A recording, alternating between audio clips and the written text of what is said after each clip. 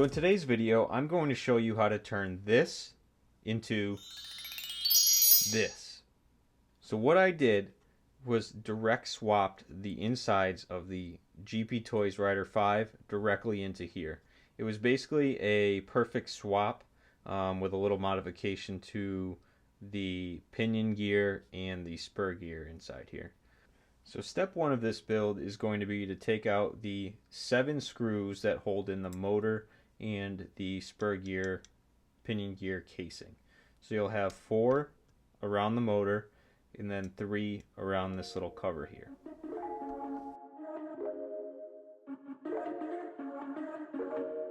So once you remove all your screws, you can go ahead and take off this cover as well as remove the motor.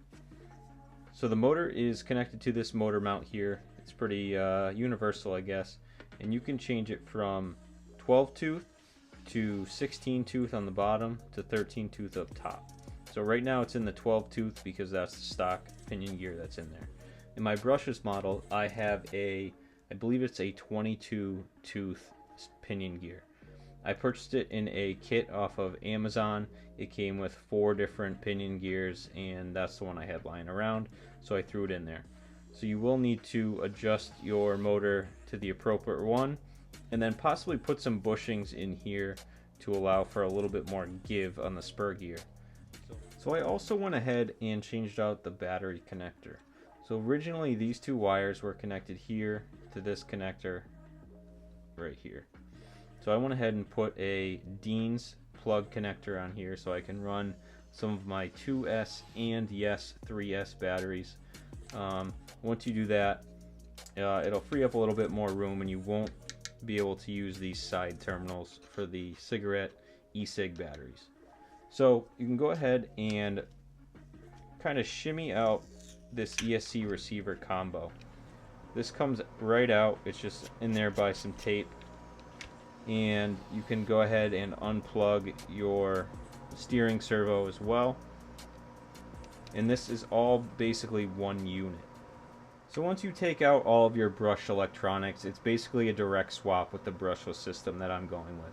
I'm using this because the ESC receiver combo fits directly in where the brush system went. There isn't much room to put a separate receiver and an ESC in here along with the steering servo. You will need to switch out the steering servo with this system because it does use a 3-prong connector. The other one was a 5-wire connector here.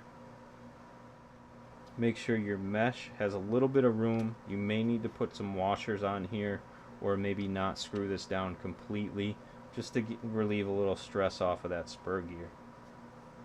Again, you're using a Dean's connector, at least I am, and I will show you where I put my batteries when I have it all set up.